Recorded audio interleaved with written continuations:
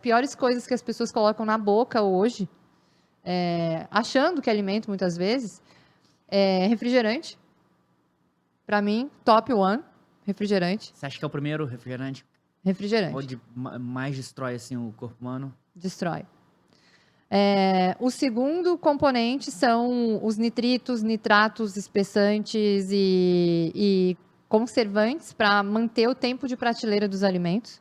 E quais os alimentos que você mais encontra esses? Industrializados. Então, assim, às vezes, olha só, às vezes você come um pão.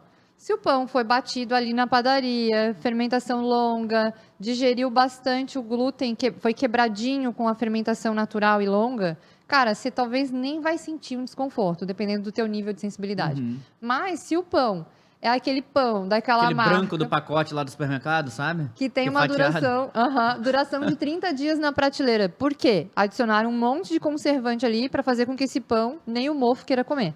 Bom, esse pão, meu amigo, vou te dizer, esse pão não é mais chamado de pão, não vou desclassificar os pães, considerando que esse pão é um pão, porque esse pão aí é praticamente alguma coisa lá que dura 30 dias. É tipo pão que o diabo amassou, né? Exatamente, mais ou menos isso.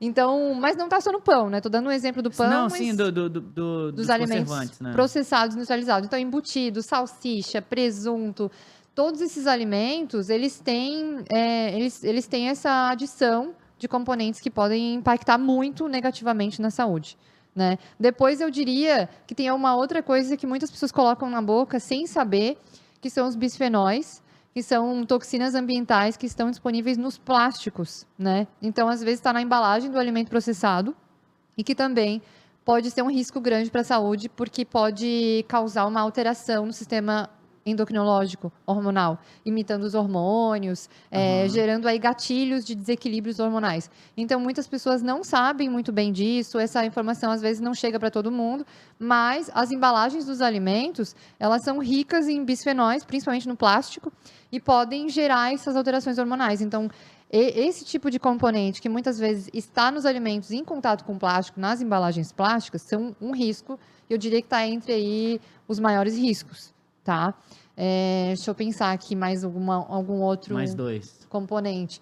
Cara, eu diria que, além dos bisfenóis, o alumínio em excesso e que está silenciosamente na nossa água da torneira.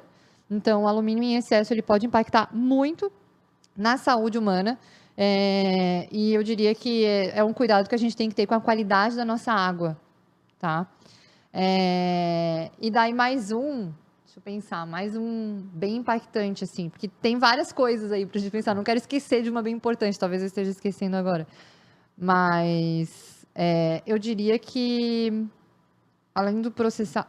não poderia... Ainda bem que eu não esqueci, senão eu ia ser apedrejada. O açúcar em excesso. Eu tava aqui já, louca pra você esquecer o açúcar. Não, eu tava louca pra esquecer o açúcar, tava aqui na torcida. Vai, esquece o açúcar, esquece o açúcar.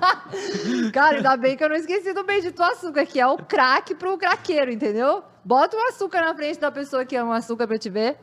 Não, aquilo ali, ele desequilibra todo o psicológico, o humor e a percepção de sabor, de saciedade, de entendimento sobre si mesmo. O açúcar, para mim, assim, é danoso. Claro que o açúcar refinado. Eu não estou falando do pão, do arroz, da batata, do aipim, que também são fontes de açúcar, de carboidrato. Sim, claro. Mas eu estou falando do açúcar refinado e do... Aquele bolo de festa de aniversário. E do biscoito, né? Daqueles açúcar bem processadão, sim, assim, sim. Bala, chiclete, essas coisas. Os corantes também, tá? Dá pra botar aí dentro também. Bota tudo dentro desse pacote aí que é só veneno. Exatamente,